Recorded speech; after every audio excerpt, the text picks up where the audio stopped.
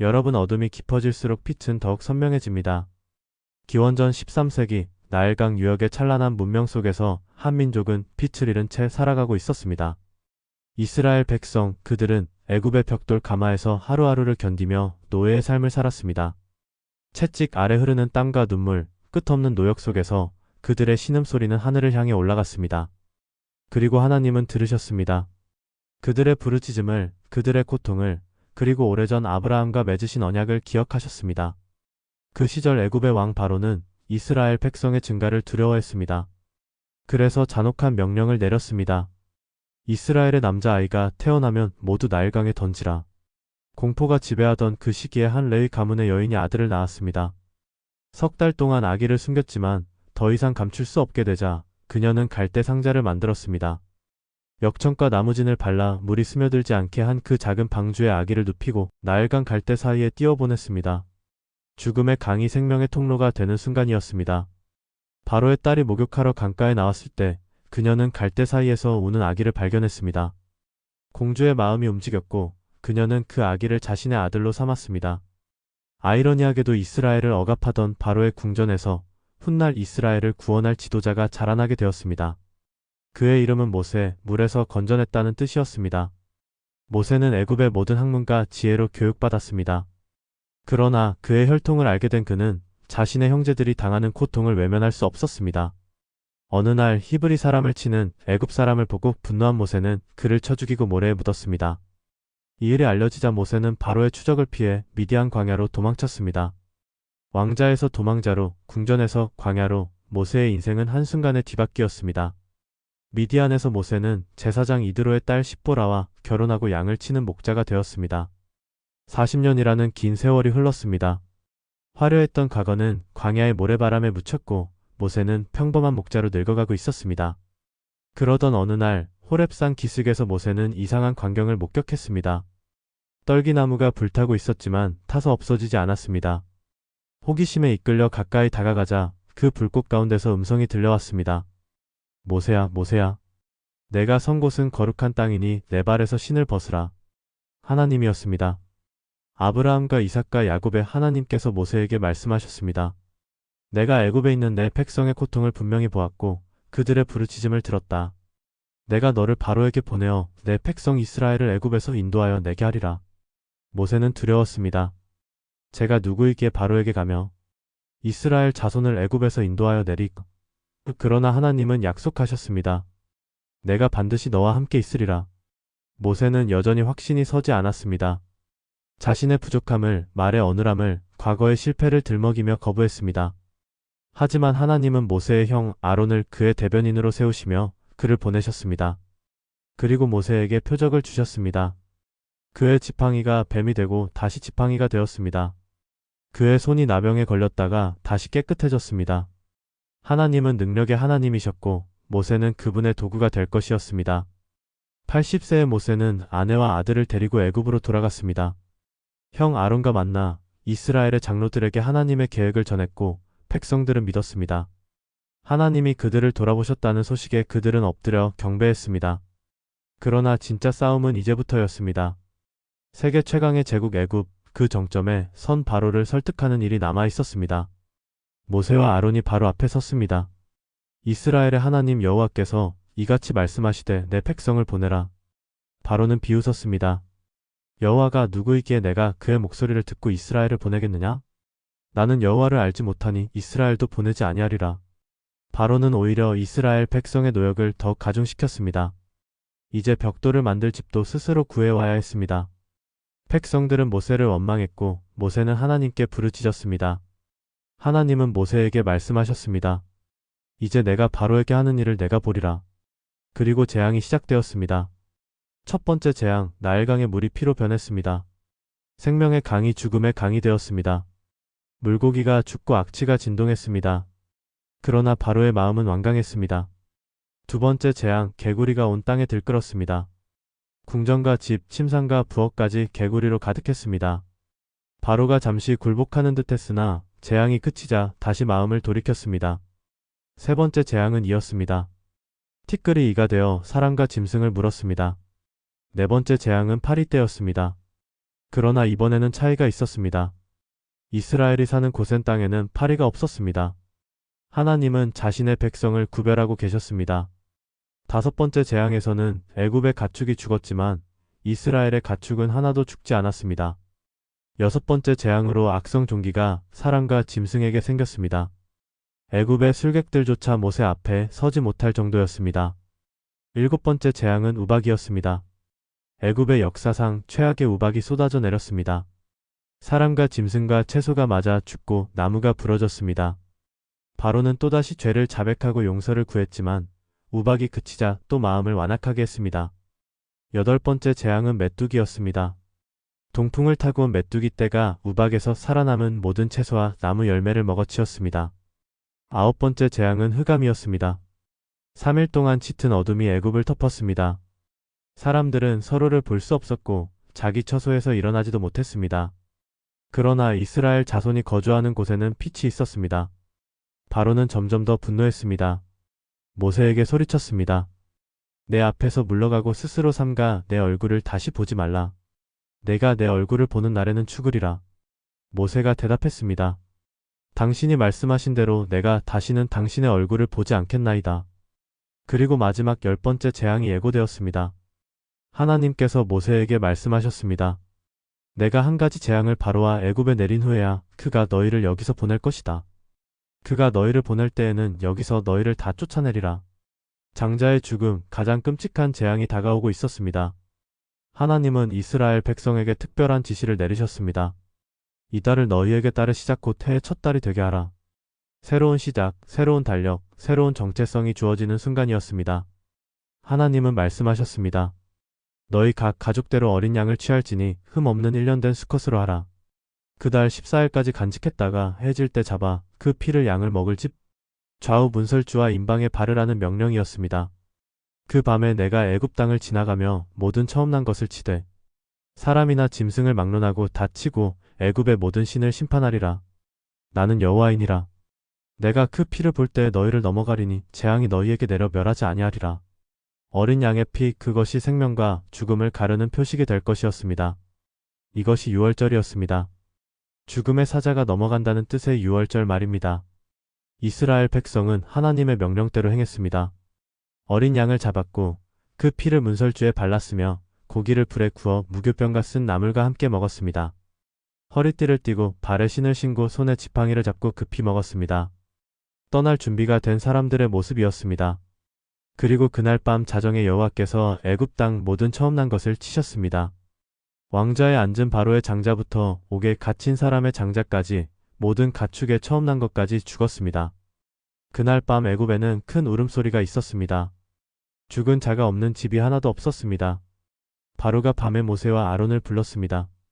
너희와 이스라엘 자손은 일어나 내 백성 가운데서 떠나 너희가 말한 대로 가서 여호와를 섬기며 너희가 말한 대로 양떼와 소떼를 몰고 가고 나도 축복하라. 애굽 사람들도 재촉했습니다. 우리가 다 죽은 자가 되리라. 400년 넘게 지속된 노예 생활이 끝나는 순간이었습니다. 이스라엘 자손이 애굽을 떠났습니다. 라암셋을 떠나 숫곳에 이르니 유아 외에 보행하는 장정이 약 60만 명이었습니다. 그들과 함께 많은 찹족과 양과 소와 심이 많은 가축이 함께했습니다. 그들은 애굽에서 가져온 반죽으로 무교병을 구웠습니다. 급히 떠나느라 발효할 시간이 없었기 때문입니다. 자유를 향한 그들의 발걸음은 무거우면서도 가벼웠습니다. 하나님은 그들 앞에 가셨습니다. 낮에는 구름 기둥으로 그들의 길을 인도하시고 밤에는 불 기둥으로 그들에게 빛을 비추사 낮이나 밤이나 행하게 하셨습니다.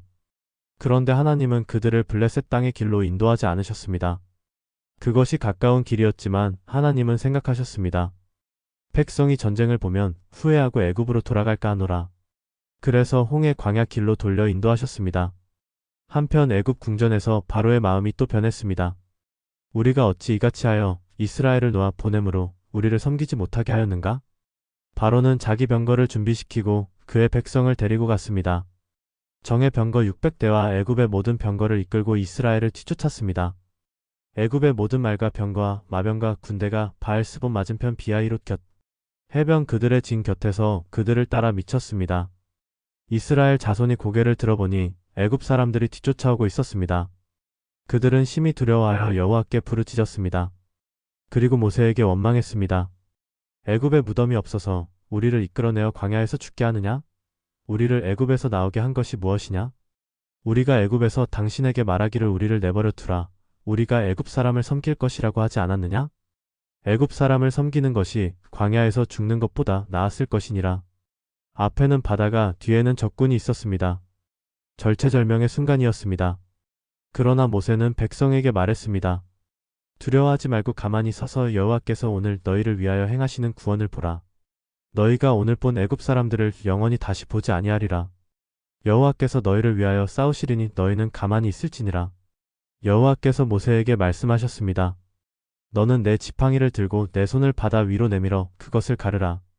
이스라엘 자손이 바다 가운데서 마른 땅으로 행하리라. 모세가 손을 바다 위로 내밀매 여호와께서 큰 동풍이 밤새도록 바닷물을 물러가게 하시니 바다가 마른 땅이 되고 물이 갈라졌습니다. 이스라엘 자손이 바다 가운데를 육지로 행하고 물은 그들의 좌우에 벽이 되었습니다. 애굽 사람들과 바로의 말들, 병거들과 마병들이 다 그들의 뒤를 추격하여 바다 가운데로 들어왔습니다. 새벽에 여호와께서 불과 구름 기둥 가운데서 애굽 군대를 보시고 그들을 어지럽게 하셨습니다. 그들의 병거바퀴를 벗겨서 달리기가 어렵게 하시니 애굽 사람들이 말했습니다. 이스라엘 앞에서 우리가 도망하자. 여호와가 그들을 위하여 애굽 사람들과 싸우는도다. 여호와께서 모세에게 이르시되 내 손을 바다 위로 내밀어 물이 애굽 사람들과 그들의 병거들과 마병들 위에 되돌아가게 하라. 모세가 손을 바다 위로 내밀매 새벽에 바닷물이 본래의 위치로 돌아왔고 애굽 사람들이 물을 거슬러 도망하였으나 여호와께서 애굽 사람들을 바다 가운데 엎으셨습니다. 물이 되돌아와 병거들과 기병들과 그들의 뒤를 따라 바다에 들어간 바로의 모든 군대를 덮으니 그들 중 하나도 남지 아니하였습니다. 그러나 이스라엘 자손은 바다 가운데서 마른 땅으로 행하였고 물이 그들의 좌우에 벽이 되었습니다. 그날 여호와께서 이스라엘을 애굽 사람의 손에서 구원하시매 이스라엘이 바닷가에서 애굽 사람들의 시체를 보았습니다. 이스라엘이 여호와께서 애굽 사람들에게 행하신 그 큰 권능을 보았으므로 백성이 여호와를 경외하며 여호와와 그의 종 모세를 믿었습니다. 모세와 이스라엘 자손이 여호와께 노래했습니다. 내가 여호와를 찬송하리니 그는 높고 영화로우심이요 맑아 긋한 자를 바다에 던지셨음이로다. 여호와는 나의 힘이요 노래시며 나의 구원이시로다. 미리암과 모든 여인도 소고를 잡고 춤추며 화답했습니다. 구원의 기쁨이 찬양으로 터져나왔습니다. 그러나 광야의 여정은 순탄하지 않았습니다. 홍해를 건넌 지 사흘 만에 백성은 물이 없어 원망하기 시작했습니다. 마라에 이르렀을 때 그곳 물이 써서 마시지 못했습니다. 하나님은 모세에게 한 나무를 가리키셨고 그 나무를 물에 던지자 물이 달게 되었습니다. 그리고 하나님은 말씀하셨습니다. 너희가 너희 하나님 여호와의 말을 들어 순종하고 내가 보기에 의를 행하며 내 계명에 귀를 기울이면 내가 애굽 사람에게 내린 모든 질병 중 하나도 너희에게 내리지 아니하리니 나는 너희를 치료하는 여호와임이라. 신광야에 이르렀을 때 백성은 또 원망했습니다. 우리가 애굽 땅에서 고기가 막 곁에 앉아있던 때와 떡을 배불리 먹던 때에 여호와의 손에 죽었다면 좋았을 것을. 너희가 이 광야로 우리를 인도해내어 이온 회중을 줄여 죽게 하는도다. 하나님은 하늘에서 양식을 비같이 내리셨습니다. 아침마다 이슬이 마른 후에 광야 지면에 작고 둥글며 서리같이 세미한 것이 있었습니다. 그들이 말했습니다. 이것이 무엇이냐? 그것이 만나였습니다. 그리고 저녁에는 메추라기가 와서 진을 덮었습니다. 그러나 백성은 계속 시험했습니다. 르비딤에서 마실 물이 없자 모세와 다투며 말했습니다. 우리에게 물을 주어 마시게 하라. 모세가 부르짖자 여호와께서 말씀하셨습니다. 백성 앞을 지나가서 내가 나일 강을 치던 지팡이를 손에 잡고 가라.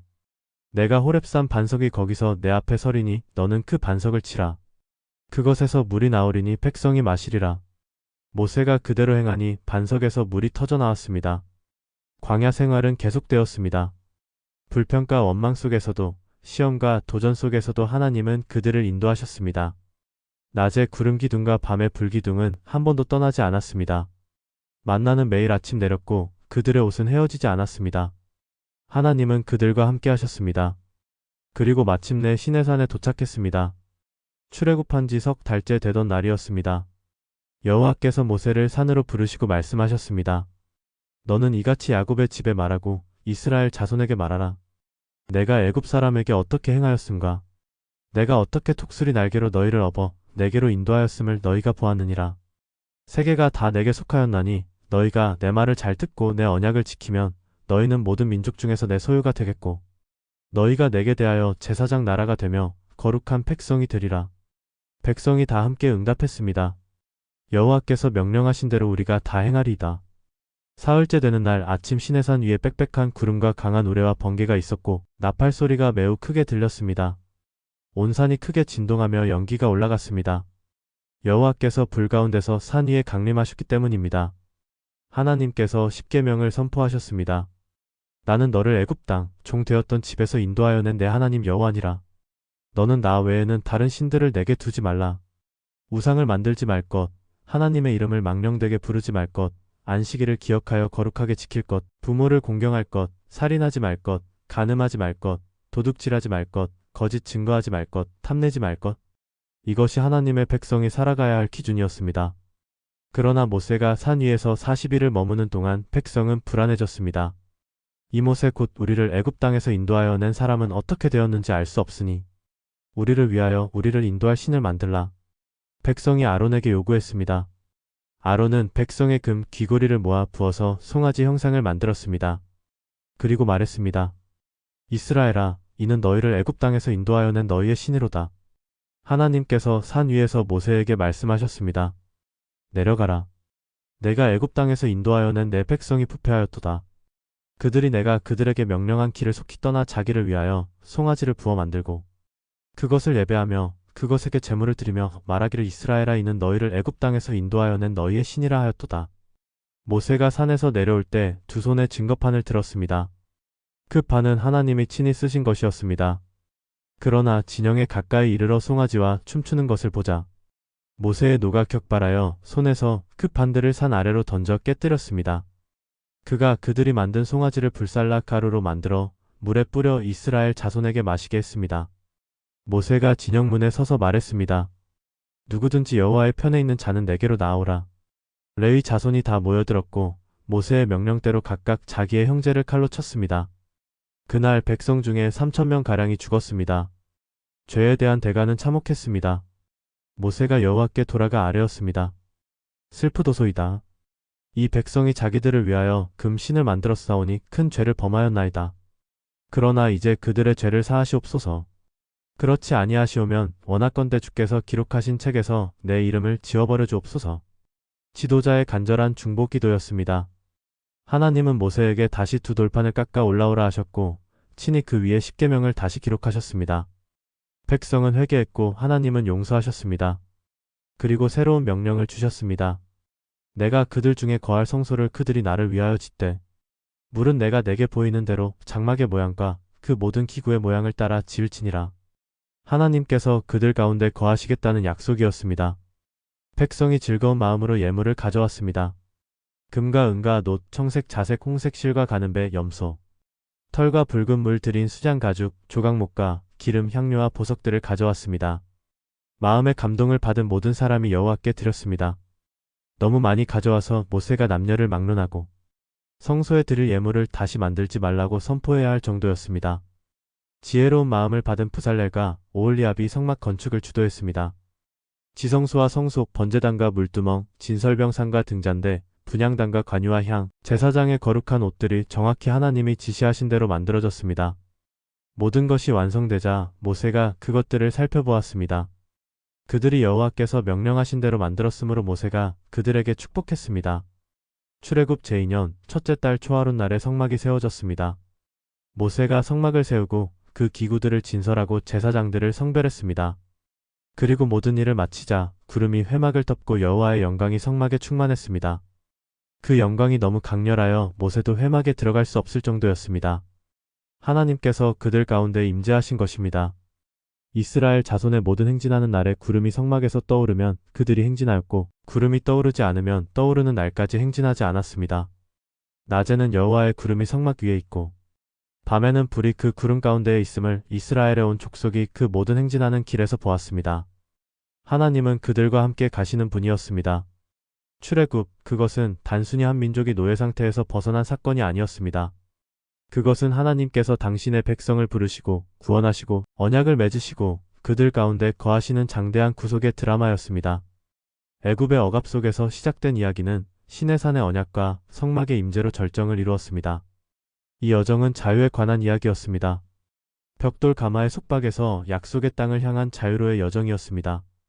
그러나 그것은 단순한 정치적 자유가 아니었습니다. 그것은 하나님을 섬길 자유, 하나님의 백성으로 살아갈 자유였습니다. 바로 앞에서 모세가 외친 내 백성을 보내라는 말 뒤에는 항상 그들이 나를 섬기게 하라는 목적이 따라왔습니다. 이 여정은 구원에 관한 이야기였습니다. 6월절 밤 어린 양의 피가 문설주에 발라졌을 때 죽음이 넘어갔습니다. 홍해가 갈라졌을 때 불가능이 가능이 되었습니다. 추격하는 적군이 바다에 수장되었을 때 완전한 구원이 이루어졌습니다. 그들은 아무것도 할 수 없었습니다. 그저 하나님의 구원을 바라보고 경험할 뿐이었습니다. 이 여정은 언약에 관한 이야기였습니다. 시내산에서 하나님은 단순히 율법을 주신 것이 아니었습니다. 그분은 관계를 제안하셨습니다. 너희가 내 말을 잘 듣고 내 언약을 지키면 너희는 모든 민족 중에서 내 소유가 되겠고 너희가 내게 대하여 제사장 나라가 되며 거룩한 백성이 되리라. 십계명은 단순한 규칙이 아니라 하나님의 백성이 살아가는 방식이었습니다. 그것은 정체성의 문제였습니다. 이 여정은 동행에 관한 이야기였습니다. 구름기둥과 불기둥이 한 번도 그들을 떠나지 않았습니다. 만나가 매일 내렸고 반석에서 물이 터져 나왔습니다. 성막이 세워지고 하나님의 영광이 그곳에 임재했을 때 그것은 단순한 건축물 이상의 의미였습니다. 그것은 내가 너희와 함께 있다는 하나님의 약속이 눈에 보이는 형태로 나타난 것이었습니다. 백성은 완벽하지 않았습니다. 그들은 끊임없이 원망했고 불평했으며 심지어 금송아지를 만들어 우상숭배에 빠지기도 했습니다. 그러나 하나님은 인내하셨습니다. 징계하셨지만 버리지 않으셨습니다.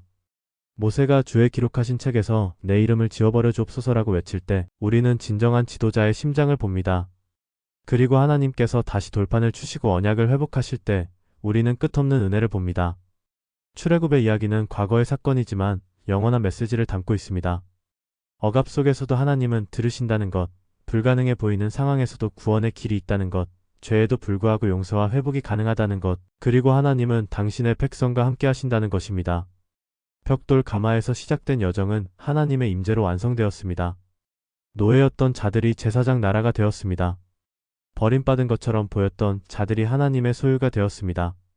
그리고 그 모든 과정에서 하나님은 신실하셨습니다. 구름기둥과 불기둥처럼 낮에도 밤에도 순탄한 때에도 위기의 때에도 함께 하셨습니다. 이것이 출애굽의 이야기입니다. 한민족의 역사를 넘어 모든 인류를 향한 하나님의 마음이 담긴 이야기입니다. 속박에서 자유로, 절망에서 희망으로, 죽음에서 생명으로 인도하시는 하나님의 이야기입니다. 그리고 그 여정의 끝에는 항상 하나님의 임재가 있습니다. 내가 너희와 함께 있으리라는 약속이 있습니다. 오늘도 우리는 각자의 출애굽을 경험합니다. 우리만의 애굽이 있고 우리만의 홍해가 있으며 우리만의 광야가 있습니다. 그러나 출애굽기가 우리에게 말합니다. 하나님은 들으신다고, 하나님은 구원하신다고, 하나님은 함께 하신다고 말입니다. 이 영상이 도움이 되셨다면 구독과 좋아요 버튼을 눌러주세요. 여러분의 관심과 응원이 더 좋은 콘텐츠를 만드는 데 큰 힘이 됩니다. 감사합니다.